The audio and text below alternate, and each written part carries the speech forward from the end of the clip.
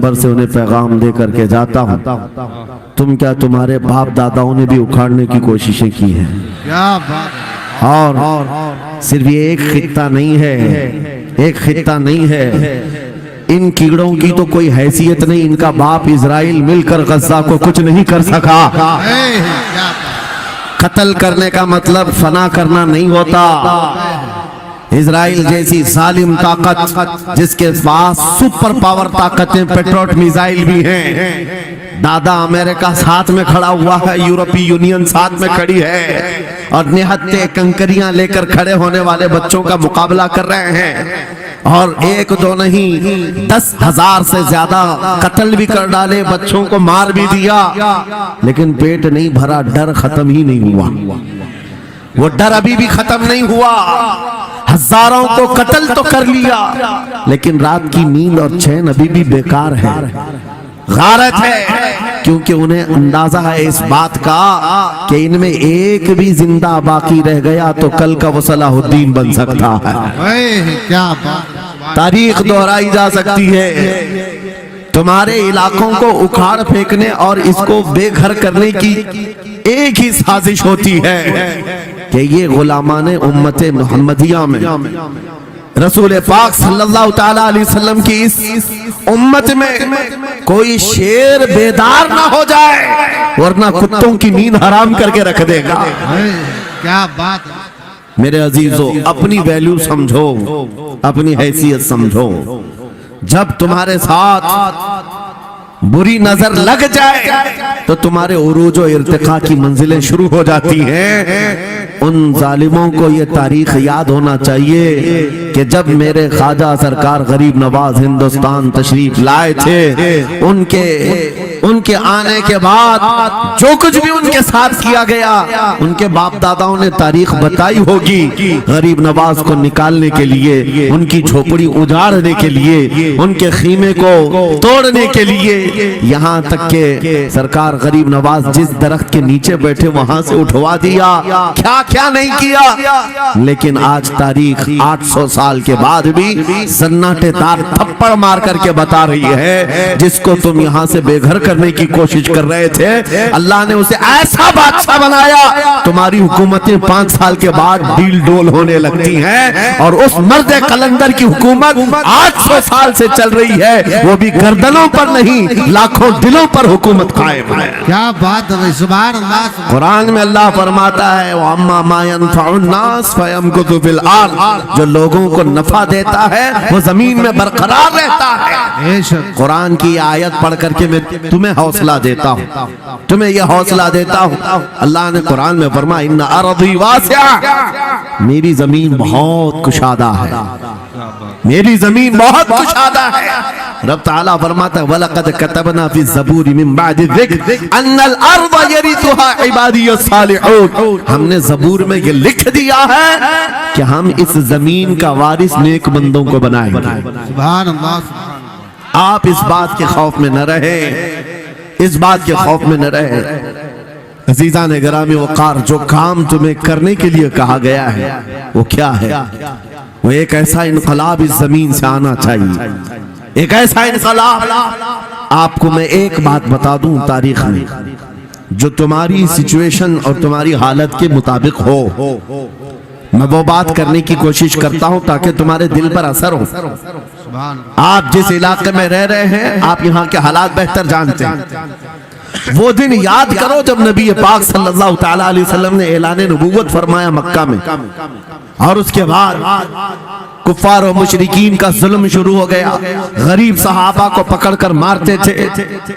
हजरत बिलाल हबशी, हजरत Khubaib इब्न अदी, हजरत Khabbab इब्न अल-अरद, हजरत ज़ैद बिन दसना, हजरत अम्मार बिन यासिर, ये वो सहाबा हैं जिनको सिर्फ मारा नहीं गया है, आग में तपाया गया है। सब कर लिया।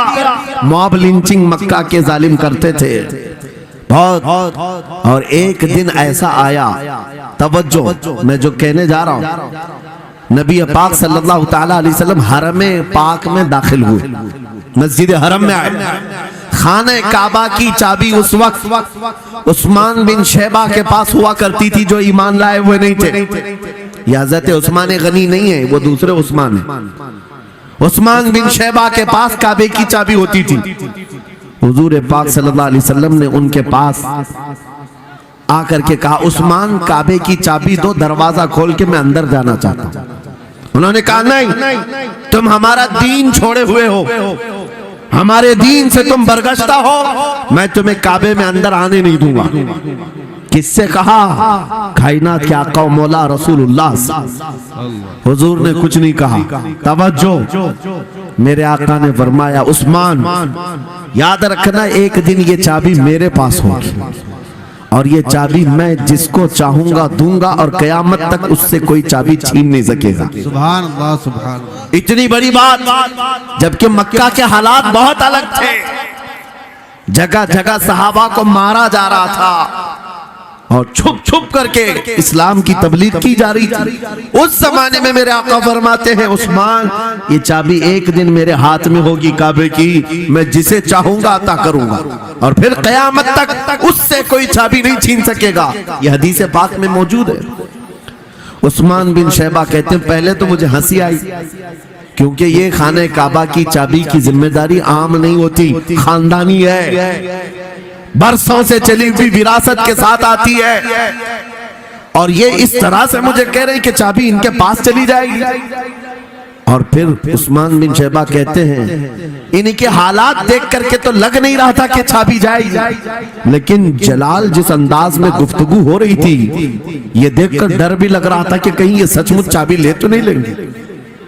फिर उस्मान बिन शैबा कहते हैं, वो हालात भी आ गए कि जब रसूलुल्लाह हिजरत करके चले गए मक्का, सहाबा भी घर बार छोड़कर चले गए।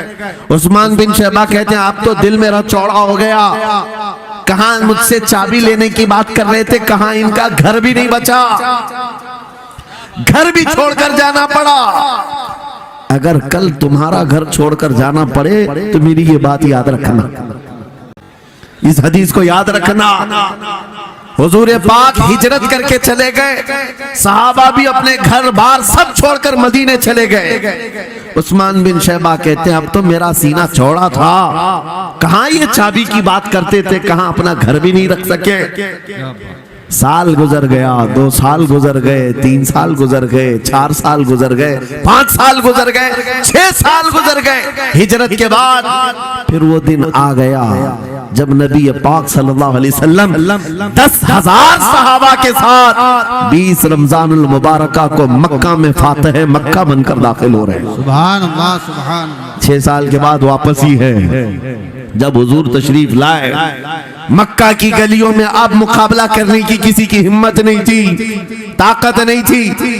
हुजूर पाक जैसी हरम मक्का में दाखिल होते हैं, सारे इधर उधर छुप करके भाग रहे थे जिन्होंने जुल्म किया था अपने दौर में। कोई इसके घर भाग रहा है, कोई उसके घर भाग रहा है। वो दिन आएगा, याद रखो, वो दिन याद रखना। कुफारे मक्का भाग रहे थे, जान बचा रहे थे, और मेरे आका काबे के पास खड़े होकर के ऐलान कर रहे थे, आज तुम्हारी जान बख्श दी गई है, आज तुम्हारे लिए रहमत का दिन है, हम आज किसी के साथ मुकाबला नहीं करेंगे।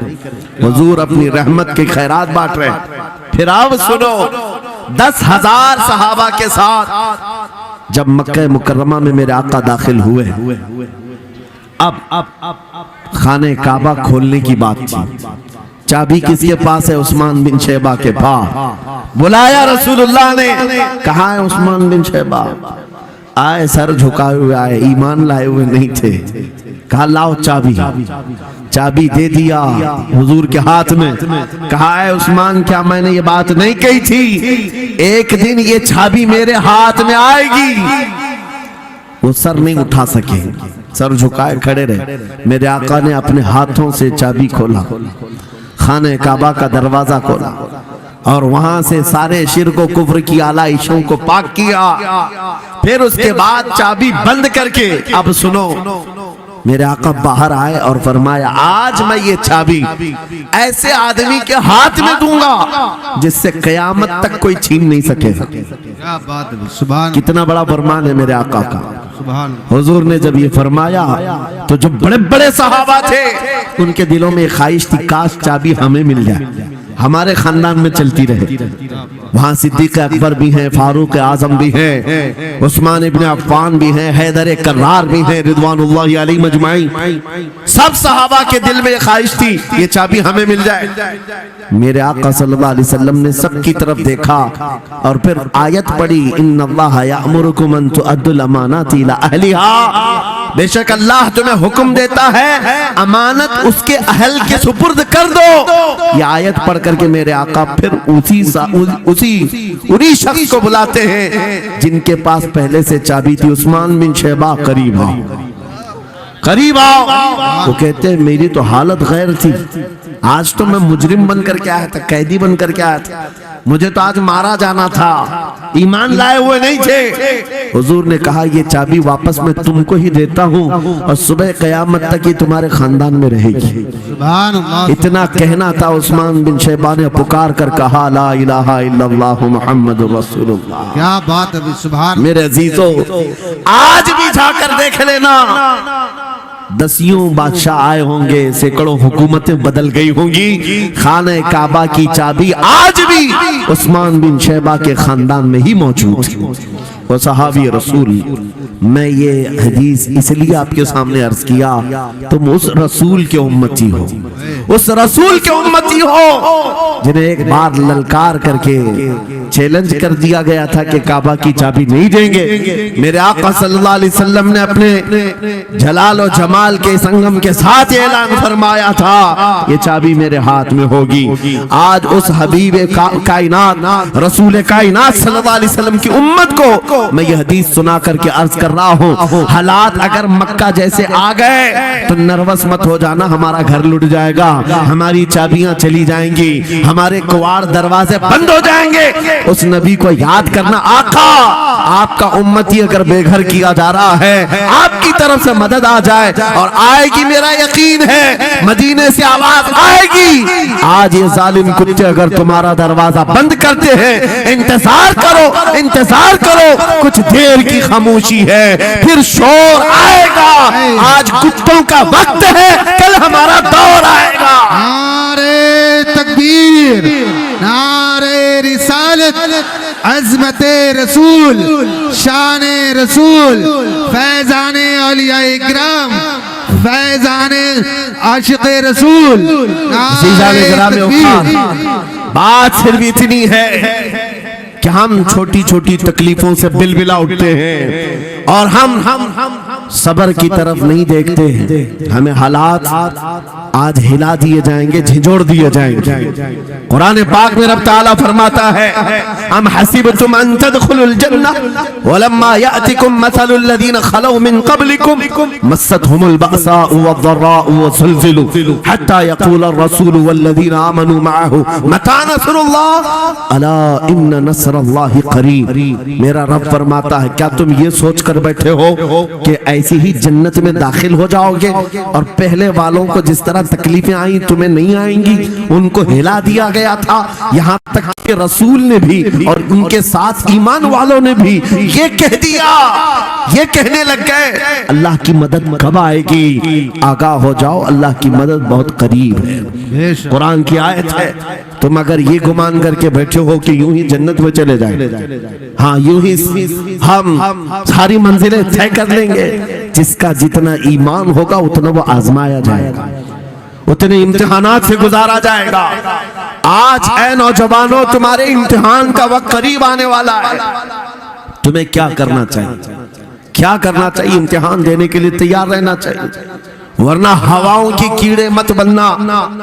आज हवा उनकी चल रही है तो उनकी जय जय करेंगे, कल इनकी चल रही है इनकी जय जय करेंगे। ईमान वालों की ये मेयार नहीं है। जो ईमान वाला है वो हर आंधी में डटा रहता है, जमा रहता है। खालिद बिन वलीद को याद करो, एक लश्कर लेकर के वो एक इलाके में गए थे। तवज्जो है नौजवानों, हाँ मैं देख रहा हूँ बहुत सारे खड़े हुए हैं और बैठे हुए भी हैं, जो जैसा है वही जमा रहेगा, क्योंकि ये महफिल रसूल है, महफिल रसूल है। जाहिर सी बात है, खड़े होने वाले वो भी उतना सवाब हासिल करेंगे, बैठे हुए भी। लेकिन कुरान कहता है ला यस्तविल काइदून, यानी बैठे हुए लोग खड़े हुए लोगों के बराबर नहीं होते। खैर बात यह है कि आप अपना जहन इस तरफ रखें। खालिद बिन वलीद उस अजीम मुजाहिद की बात कर रहा हूं रज़ी अल्लाह तआला अन्हु। एक लश्कर लेकर, नौजवानों का लश्कर था, अंदर सख्त लोग थे, मुकाबला कर रहे थे, लेकिन किला फतह नहीं। अब अंदर वालों ने यह मशवरा कर लिया, जो बड़ा राहिब था, पादरी था, कहा ये खालिद बिन वलीद है, इससे लड़ना आसान नहीं है, ये जहां जाता है फतह के झंडे गाड़ कर आता है। उसने जो गुरु घंटाल था सबको जमा किया और कहा मैं एक तरीका ढूंढा हूं, इसके जरिए से इनके ऊपर हम कामयाबी हासिल कर लेंगे। सबने कहा हम इत्तेफाक करते हैं। कहा क्या तरीका है? गुरु ने कहा, पादरी ने कहा ये बैठाए ये सब चीजें महफिल रसूल के आदाब नहीं। जो लोग बैठा रहे हैं, मैं कह रहा हूं जो जहां है जिस हालत में खड़े रहेंगे इंशाअल्लाह। आप अगर खड़े होने में दिक्कत महसूस कर रहे हैं, मैं भी खड़ा होता हूं इंशाअल्लाह। अब ठीक है, अब कोई किसी को बिठाए भी नहीं, कोई किसी को खड़ा भी ना करे। दुरूद पाक पढ़ लीजिए एक बार। अल्लाहुम्मा सल्ली अला सय्यिदिना मुहम्मद व आलिहि व अस्हाबिहि व बारिक वसल्लम। मुझे पता है मुफ्ती साहब, मैं ये आपको बता दूं, हर जलसे में ये हाल हम देखते हैं। वजह यह है कि हम कुर्सी पे बैठे रहते, कुछ लोगों को नजर नहीं आते, वो हंगामा करते रहते, इधर से नहीं दिख रहे, उधर से नहीं दिख रहे, और आसपास जो बैठे हुए हैं इनको वो अड़चन समझते हैं कि ये बीच में हाइल हो गए हैं। लेकिन मैं इतनी बात कहता हूँ, अल्हम्दुलिल्लाह हमारी वो कौम है, मुझ जैसे एक निकम्मे, मैं एक गुलाम और खादिम हूँ, मुझे देखने के लिए वो बीच में किसी को बर्दाश्त नहीं कर पाते, तो ये अपने रसूल और अपने दरमियान किसी और को क्यों बर्दाश्त कर सकती है? क्या बात है, बहुत अच्छा। हम गुलामों के लिए इनके जज्बात हैं तो रसूल के लिए जज्बात और हैं। अल्हम्दुलिल्लाह वो इश्क अभी सलामत है, इसीलिए तो हम घूम रहे हैं। अगर मरे होते तो मुर्दों को कौन खिताब करता? जिंदगी अभी बाकी है और हमें उम्मीद भी बाकी है, उम्मीद बाकी है। खुराफात आ गई है, मुझे पता है, गलत काम बहुत आ गए हमारे मोहल्ले में। मुझे सुबह से बताया गया बहुत सारे, ये एक मोहल्ले का अलमिया नहीं है, हम जहां जा रहे हैं शहरों के शहर नशे में तबाह हैं, बर्बाद हैं, लेकिन साथ में मुझे इस बात का यकीन है हुजूर की ये उम्मत गुनहगार तो हो गई है लेकिन गद्दार नहीं है। क्या बात है, हुजूर की गद्दार नहीं है। आज भी अगर इनसे कह दो, चाहे वो किसी भी तरह का अमल रखता हो, हुजूर की इज्जत की बात आई तो अपनी गर्दन लेकर हाजिर होने को तैयार। सुभान अल्लाह। है या नहीं मेरी इस बात पर?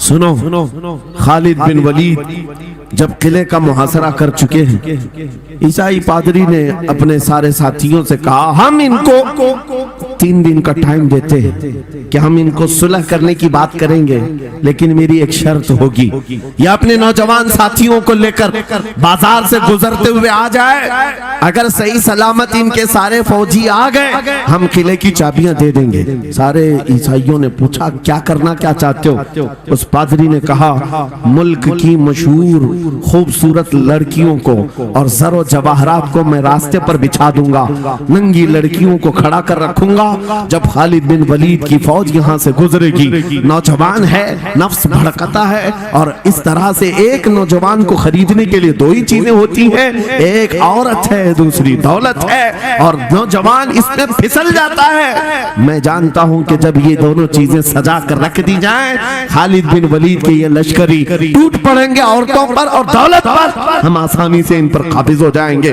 सबने वाह वाह किया, तालियां बजाई, और पादरी आकर खालिद बिन वलीद से कहता है हम आपसे लड़ना नहीं चाहते, हम आपसे मुकाबला नहीं करना चाहते, आप 3 दिन के बाद अपने लश्करियों को लेकर इस बाजार से गुजरते हुए आ जाइए, सही सलामत अगर आप पहुंच गए तो किले की चाबियां आपके हवाले कर दूंगा।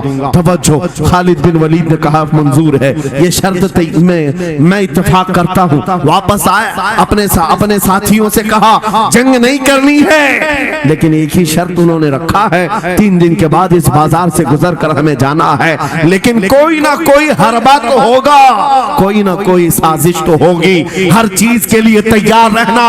खालिद बिन वलीद अपने उन नौजवान लश्करियों से कह रहे थे, ऐ नौजवानों तवज्जो से सुनना इस बात को, आज भी दुनिया ये सारे हरबों पर अमल कर रही है हमारे साथ, हमारे नौजवानों के साथ। खालिद बिन वलीद के 3 दिन गुजर गए, ईसाइयों ने अपनी तैयारियां खूब कर ली, बाजार में ओरियां लिबास में, आधे लिबास में नंगी लड़कियों को खड़ा किया, सरो जवाहरात दौलत के अंबार बिछा दिए। जब खालिद बिन वलीद के सिपाही मैदान में गुजरते हुए उस बाजार में आते हैं, पहला कदम रखा था, नजरें पड़ गई, खालिद बिन वलीद रुक गए, पलट गए, अपने लश्करियों से कहा वही आज मैं तुमसे कह रहा हूँ। उन्होंने कहा था, ऐ नौजवानों, ऐ रसूलुल्लाह के शहदाइयों, तुम्हारी इम्तिहान का दिन है, आज तुम्हारे इम्तिहान का दिन है, अगर तुम्हारा कदम फिसल गया सुबह क़यामत तक तुम पर लानतों की फटकार होगी, और अगर जमा रहा सुबह क़यामत तक अल्लाह की रहमत के फूल बरसाए जाएंगे।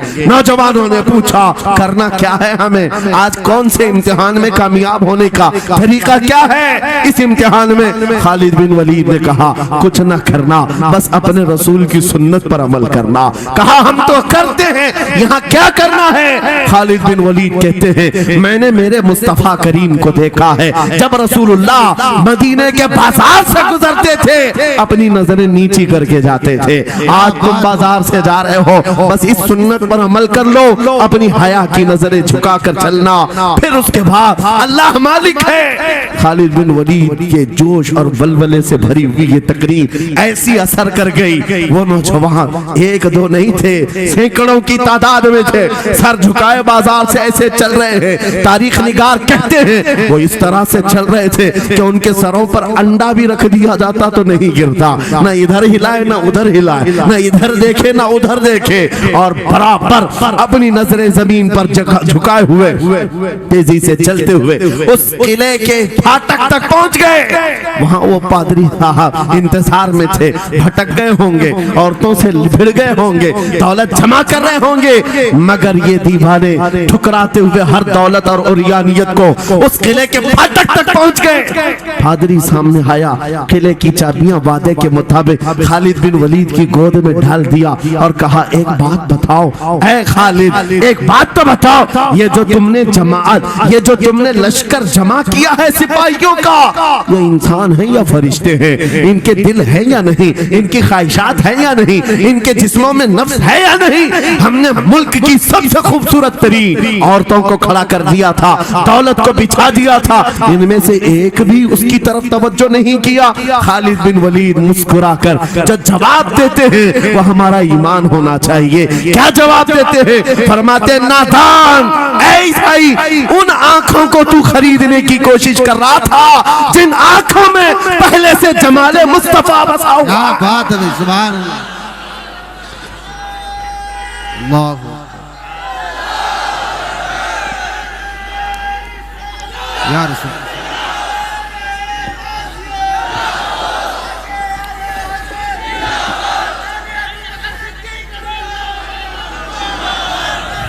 ये जो लोग लाइट के करीब हैं इनसे गुजारिश है कि आप हट जाएं, करंट मेरे अजीजों, ये जवाब था उन आंखों को दुनिया का हुस्न क्या धोखा दे सकता है जिन आंखों में पहले से जमाले मुस्तफा बसा हुआ। और तारीख ने बार बार ये गुमराह करने की कोशिशें की, एक बार नहीं, 2 बार नहीं। कलयुबी में एक हिकायत है, हजरत शहाबुद्दीन कलयुबी ने लिखा है 3 भाई एक ईसाई बादशाह की कैद में आ गए थे, तीनों सगे भाई थे और जवान भी थे। जवान ज्यादा है इसलिए खिताब कर रहा हूं, इसका मतलब ये नहीं है कि बूढ़ों के लिए कोई नसीहतें नहीं, इंसान है, नफ्स है तो सबके लिए, सबके लिए। 3 जवान कैद में आ गए, बादशाह ने उनको ऑफर दिया कि मेरे दीन में आ जाओ, मैं सिपाही बना लूंगा, वजीर बना लूंगा, मगर वो रसूलुल्लाह के गुलाम थे, मेरे आका के शहदाई थे। कहा इतनी आसानी में तो हम दीन नहीं बेच सकते। तवज्जो है नौजवानों, ये सब तुम्हारे साथ हो रहा है। दौलत तुम्हें दिखाकर, हुस्न तुम्हें दिखाकर अगर दुनिया खरीद सकती है तो लानत है ऐसे तुम्हारी जिंदगी पर। तुफ है। फिर वो कैसा ईमान वाला है, कैसा मुसलमान है जिसने अपने नबी की मोहब्बत को हल्की चीज में बेच दिया। उसका कोई ताल्लुक नहीं है। अला ला ईमान अलिमल्ला मोहब्बत अला। आला हजरत ने लिखा है उसका ईमान ही नहीं जिसके दिल में मेरे आका की मोहब्बत नहीं। क्या बात है। अगर मोहब्बत है तो सौदा नहीं करोगे। 3 भाई एक बादशाह की कैद में आ गए और उनको ऑफर दिया गया, दीन बदल लो, हमारे दीन में आ जाओ, छोड़ देंगे। सख्त थे, जमे हुए थे, डटे हुए थे, कहा नहीं। कहा जल्लाद को बुलाओ, कोड़े मारो, कहा तैयार हैं हम। इतना नहीं, बादशाह इतने गुस्से में था, जल्लाद को बुलाया और कहा एक कढ़ाई लाओ, तेल डालो और खौलाओ। तेल डाल करके खौलाया गया। जब तेल खोलने लगा, इन तीनों में से बड़े भाई को उठाकर तेल में डाल दिया। चलते हुए तेल के अंदर जब उस नौजवान को डाला गया तो फौरन दम जदन में रूह निकल गई, शहीद हो गए। 2 भाई देख रहे हैं, अपने बड़े भाई की मौत देख रहे हैं। ये हालात आ गए, ये बातें याद रखना। थोड़ी देर के बाद बादशाह ने दूसरे से कहा अब बताओ तुम्हारा क्या इरादा है। दूसरे ने कहा अब तो और भी तुमने सख्त कर दिया इम्तिहान, हम तो अपने नबी को धोखा नहीं दे सकते और ना ही मेरे शहीद भाई को। बादशाह ने दूसरे को उठाया और तेल में डाल दिया, खोलते हुए तेल में डाल दिया, 2 शहीद हुए। तीसरा जो था वो 22 साल 25 साल के बीच का था। ये भरी जवानी है, अंगारा होता है।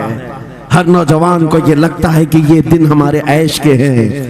दुनिया में जहां चमकती हुई चीज को देखता है दिल दे बैठता है, माँ बाप से भाग जाता है, घर बार को छोड़ देता है, उसको हर अच्छी चीज बुरी लगने लग जाती है।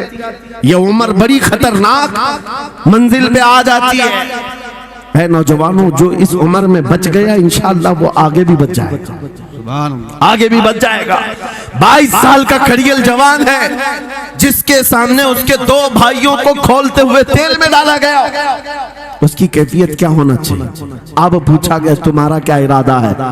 कहा इस तरह तुम 100 बार भी तेल में डालोगे तो मैं यही कहूंगा मेरा रसूल मोहम्मद सुभान अल्लाह सल्लल्लाहु अलैहि वसल्लम, हमारे आका मोहम्मद सल्लल्लाहु अलैहि वसल्लम हैं, मैं यही कहूंगा। बादशाह इतने गुस्से में था, कहा कि इसको चीर दो, इसको काट दो।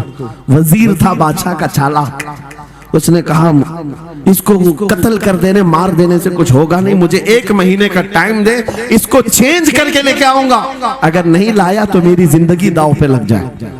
बादशाह ने कहा ले जाओ, 1 महीने का टाइम है, इसको बदल करके लाओ। वजह यह थी कि उस वजीर के घर में बड़ी खूबसूरत लड़की थी जिसके रिश्ते के लिए बड़े बड़े बादशाहों के शहजादों के पैगामात आते थे। वजीर ऐसा था कि इस एक नौजवान पर अपनी पूरी मेहनत सर्व करना चाहता था। घर लाया, कमरे में रखा, अच्छी ग़िज़ाएं दी, कहा मैं तुझे मारना नहीं चाहता, कुछ नहीं, तू अपनी जिंदगी में मस्त रह। उस नौजवान ने कहा ठीक है। उसके बाद अपनी ए बेटी तेरे पास तेरे बाप को बचाने के लिए एक ही काम है, इस जवान का दिल जीत करके लिया, बादशाह से जो चाहे तुझे दिला दूंगा। उस लड़की ने कहा ये तो चुटकी का काम है मेरा। जिसके पास हुस्न होता है उसे ऐसा लगता है हर किसी को अपने दामे फरेब में फंसाएगी। इतना आसान नहीं है, हर कोई लट्टू नहीं होता। रात को जब ये लड़की आती, नौजवान मुसल्ला बिछाता सजदे में चला जाता, हर वो खड़ी रहती बैठी रहती, खड़ी होती बैठी होती, रात गुजर जाती, वो ओंग ओंग कर चले जाती। कितने दिन हो गए, रोजाना वो बात तक नहीं करता, सर तक नहीं उठाता, उसका सजदा लंबा ही होता चला जाए। जब वो चली जाए सजदे से उठ जाए। महीना गुजरने को आया, तंग आ गई, कहा उस जवान को ए नौजवान, ए पत्थर दिल के लड़के, जरा उठकर एक बार मुझे देख तो ले।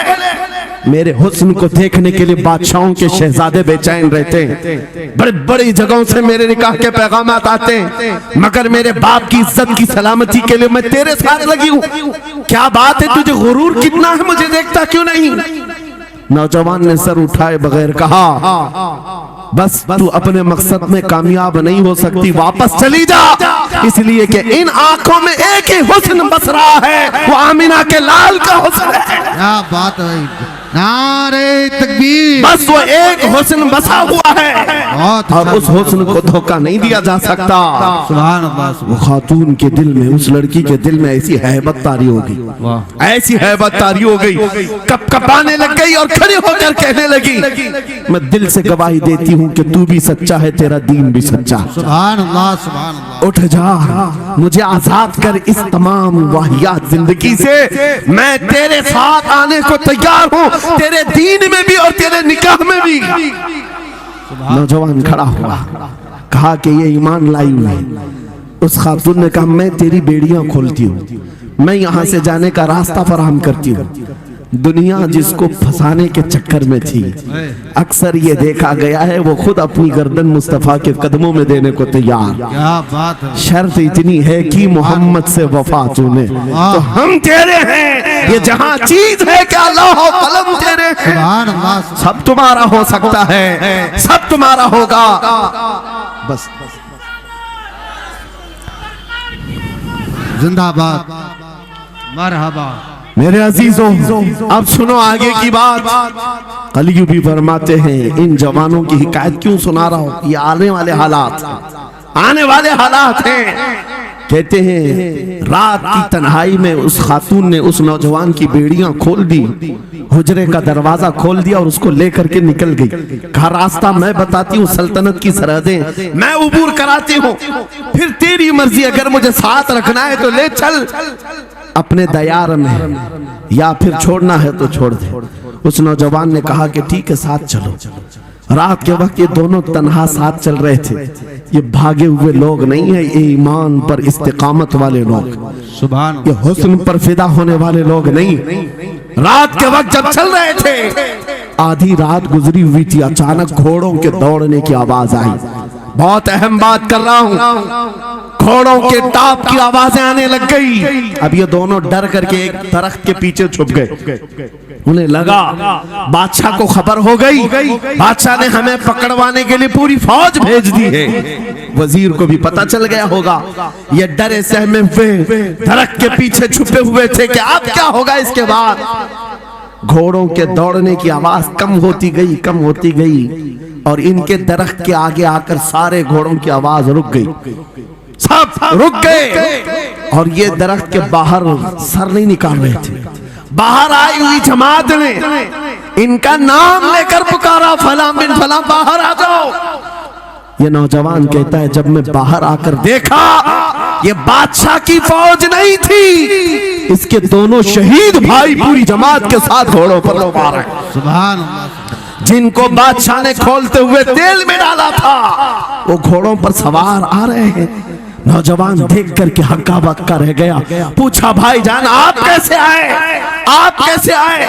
उन दोनों भाइयों ने कहा, ऐ हमारे नन्हे भाई, क्या तुझे पता नहीं, अल्लाह ने फरमाया, वला तक़ूलू लिमन युक़तलु फी सबीलिल्लाहि अमवात बल अहयाउ वलाकिन ला तशऊरून। जो अल्लाह की राह में मारे जाएं उन्हें मुर्दा मत कहो, वो जिंदा है, तुम्हें उसका शऊर नहीं।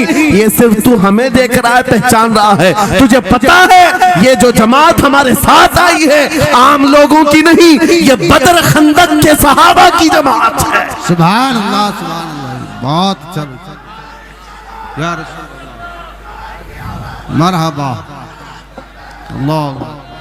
बात सिर्फ इतनी है, बात सिर्फ इतनी है, अगर तुम अल्लाह के सच्चे बंदे बन जाओ, हुजूर के वफादार बन जाओ, पूरी दुनिया तुम्हारे लिए घुमा दी जाए, हालात तुम्हारे लिए बदल दिए जाएंगे। थोड़े दिनों की बात है, इसीलिए इकबाल ने कहा था, सच्ची बात है नौजवानों, मेरा पैगाम ये है, अगर सुनना है तो सिर्फ इतना है, कुफ्र दम तोड़ देगा टूटी हुई शमशीर के साथ, कुफ्र दम तोड़ देगा टूटी हुई शमशीर के साथ। घर तुम निकल आ जाओ एक बार नारे तकबीर के साथ। नारे तकबीर, नारे रिसालत, नारे गौसियत। मिसालें मैंने तुम्हारे सामने रखी। एक सैयदना खालिद खालिद बिन वलीद की, एक ये 3 नौजवान भाइयों की। दोनों जगह पर भी मैंने आपके सामने रखा दुनिया ने किस जरिए से हमें खरीदने की कोशिश की। खालिद बिन वलीद के जवानों को भी दुनिया औरत और दौलत से खरीदना चाहती थी। इन 3 जवान भाइयों को भी दुनिया दौलत और औरत से खरीदना चाहती थी।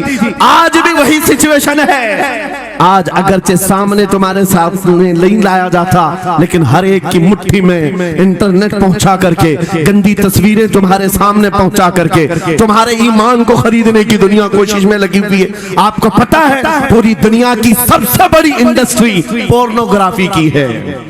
ये बॉलीवुड और हॉलीवुड कुछ नहीं लगते उसके सामने।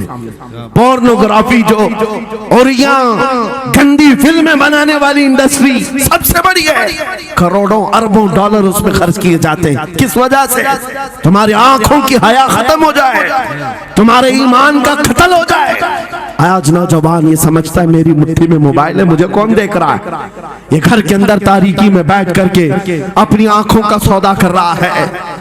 इन और यहाँ तस्वीरों को तुम अपनी उंगलियों के पौर से हिला हिला करके देख रहे हो। एक बात याद रखना, हो सकता है तुम्हारी माँ से पोशीदा है, तुम्हारे बाप से छुपी हुई हरकत है, तुम्हारे भाई और दोस्तों से छुपी हुई हरकत है। कुरान कहता है यअलमु खाइनतल अयुनि वमा तुख्फी सुदूर, वो अल्लाह है जो तुम्हारी आंखों की खयानत को देख रहा है, तुम्हारे दिलों में छुपे हुए हालात को भी वो जानता है।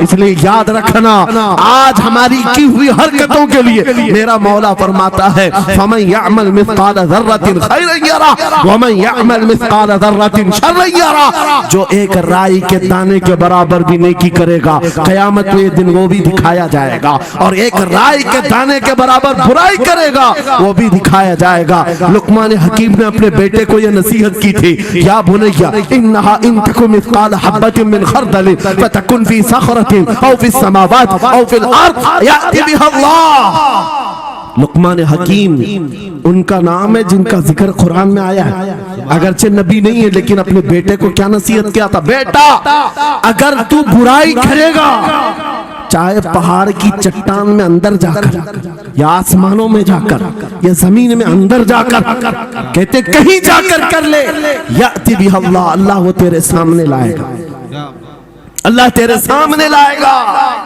क़यामत के दिन बेआबरू होना हो, ज़लील और रुस्वा होना हो, तो फिर आपकी मर्जी। इज़ा लम तस्तही फस्ना मा शि'त, जब तुम्हारी हया निकल जाए तो तुम जो चाहो कर लो। और अगर ईमान की हया बाकी है, तुम्हारे हाथ पैर कांपने चाहिए, तुम्हारे हाथों में कपकपी आ जाए मैं क्या करने जा रहा हूं। ऐ नौजवानों, आज वही सिचुएशन दोबारा आई है। तुम्हारी आंखों को खरीदने के लिए करोड़ों डॉलर लगाए गए। तुम्हें एक बात याद है, बरेली से बड़े करीब रहते हो, ये आला हजरत का इलाका है ना, आला हजरत वाले लोग हैं। मेरे आला हजरत ने 100 साल पहले कहा था, आंख से काजल साफ चुरा ले, या वो चोर बला के हैं, तेरी गठरी ताकी है और तूने नींद निकाली है। सुना जंगल रात अंधेरी छाई बदली काली है, सोने वालों जागते रहियो चोरों की रखवाली है। ये किसके लिए कहा था आला हजरत ने? कभी आपने सुना? हमारे एक साहब है, उनसे हमने कहा था, कभी किसी थाने में ऐसा भी केस रजिस्टर हुआ है कि किसी की आंख से काजल चुराया गया हो और आके कंप्लेंट किया हो किसी ने? आप थाने में जाकर पूछे, वो हंसेंगे। मियाँ, मोबाइल चोरी के वाकयात होते हैं, पॉकेट मार होते हैं, पैसे चोरी के होते हैं, सुन्ना चोरी, चैन चोरी। ये पहला केस सुन रहे हैं कि किसी की आंख से काजल भी चुराया। ये कैसे हो सकता है? ये इस्तिआरा है। मेरे अजीजों, मोमिन की आंख का काजल वो शीशी और डब्बी वाला नहीं, मोमिन की आंख का काजल इश्क़ मुस्तफा हुआ करता। क्या बात, मोहब्बत मुस्तफा है। और ये छीनने के लिए बड़े बड़े चोर बैठे हुए। तुम्हारी आंखों की हया खत्म हो गई तो तुम जो चाहे करने लग जाओ। तुम्हारी आंखें अगर भटक गई, इसीलिए मेरे आका ने फरमाया अन-नज़रतु सहमुम मिन सिहामिश शैतान, नजर शैतान के तीरों में से एक तीर है। ये नजरें ही धोखा खाती हैं। फिर ये जो बेहयाई आज आम है, यहां तक कि ये जिस्म फरोशी पर ले आती है। औरत को उसके नंगेपन तक लाती है और मर्द को उसकी बर्बादी पर लाती है नजरें। इसीलिए दवा बताऊं अपनी नजरों को बचाने का, दवा चाहते हो उसी आला हजरत के शहजादे ने दिया था, मुफ्ती आजम हिंद ने दिया था। दुआ करो बारगाह रब्बुल आलमीन में कुछ ऐसा कर दे मेरे किरदिगार आंखों में, कुछ ऐसा कर दे मेरे किरदिगार आंखों में, हमेशा नक्श रहे रुए यार आंखों में। उन्हें न देखा तो किस काम की है ये आंखें कि देखने की है सारी बहार आंखों में। ऐ नौजवानों, तुमने अभी तक जमाले मुस्तफा को शायद सुना नहीं होगा, या तुम्हें देखने की वो तमन्ना आई नहीं होगी जो होना चाहिए। जिस दिन ये तमन्ना आ जाए, हर हुस्न फीका लगने लग जाए, हर खूबसूरती हेच लगने लग जाए, दुनिया की चकाचौंध पर तुम्हारा दिल कभी नहीं जाएगा। बस एक तमन्ना दिल में पैदा करो, अगर अब कोई आंखों में देखना है, एक ही चेहरा देखना है, वो आमिना के लाल का चेहरा देखना। तमन्ना है या नहीं? तमन्ना है? अगर है तो सुनो क्या था चेहरा। हजरत जाबिर बिन समूरा कहते हैं, एक दिन मैं अपने घर से निकला, मस्जिद नबवी के पास आया, 14वीं रात थी, चांद आबोताब के साथ निकला हुआ था। हजरत जाबिर बिन समूरा कहते हैं, मैं मस्जिद नबवी के करीब आया, इसी वक्त मेरे आका सल्लल्लाहु अलैहि वसल्लम अपने घर से बाहर निकल रहे थे। आपके जिस्म अतहर पर सुर्ख जुब्बा था और अमामा शरीफ था। हजरत जाबिर कहते हैं, कभी मैं रसूलुल्लाह की तरफ देखता था और कभी 14वीं के चांद की तरफ देखता था, कभी इधर देखो कभी उधर देखो। यह हदीस पाक में है। वो सहाबी कहते हैं, मैं ये दिल में सोच रहा था, उस चांद को ज्यादा हसीन कहो या इस चेहरे को ज्यादा हसीन कहो। इसी असना में मैं इधर उधर देख रहा था, फिर दिल ने ये फैसला कर लिया जिसको शायर ने कहा है, चांद से तशबीह देना ये भी क्या इंसाफ है, चांद में तो दाग है, हजरत का चेहरा साफ है। नारे तकबीर, नारे रिसालत, नारे गौसियत, फैज़ाने सरकारे मदीना, इस्लाहे मुआशरा कॉन्फ्रेंस, मुफ्ती सलमान हजरी साहब किबला। सुभान नौजवानों, तुम्हारे बुराइयों से बेहयाइयों से बचने के लिए एक ही रास्ता है, नजरों में अपने दिल में बसा लो उस जमाले मुस्तफा को। तुम्हारी रात जब हो जाए, तड़प पैदा हो जाए, अब रात के अंधेरियों में मुझे अपने मोबाइल की स्क्रीन पर ये गंदी और बेहयाइयां देख करके नहीं सोना है। इसलिए कि ये एक बात बता दूं नौजवानों, ये गुनाह इसकी लज्जत थोड़ी सी होती है, ये खुजली की तरह है, खुजाओ तो अच्छा लगता है, हाथ छोड़ दो तो फिर जलन शुरू हो जाती है। ये वैसी ही है, चंद मिनटों की लज्जत है, हमेशा का दाग धब्बा छोड़ जाती है। ये एक तरह का दाग तुम्हारे ईमान पर, तुम्हारे जिस्म पर छोड़ जाती है। इन बेहयाइयों से निकलो, अपनी आंखों को हया दो, अपने ईमान को जिला बख्शो, और तुम्हारे लिए एक ही जरिया है, बसा लो नजरों में उस जमाले मुस्तफा को। दिल के अंदर एक तमन्ना बेदार हो जाए कि मुझे देखना है मेरे मुस्तफा को। वो तमन्ना क्यों नहीं आती जो फाजिल बरेलवी इमाम अहले सुन्नत मदीने जाकर के करते हैं। जब हर कोई जाकर के क्या मांगता है, या रसूल अल्लाह हमारे घर में ये फलां चीज नहीं है, ये मुझे अता हो जाए, बेटा नहीं मिल जाए, बेटी नहीं मिल जाए, तिजारत नहीं चलती, वो मिल जाए। मांगने वाले हर कुछ मांगते हैं, लेकिन आशिक रसूल जाता है बारगाह मुस्तफा में, कहता है, या रसूल अल्लाह बस एक बार आपके चेहरे का दीदार चाहिए।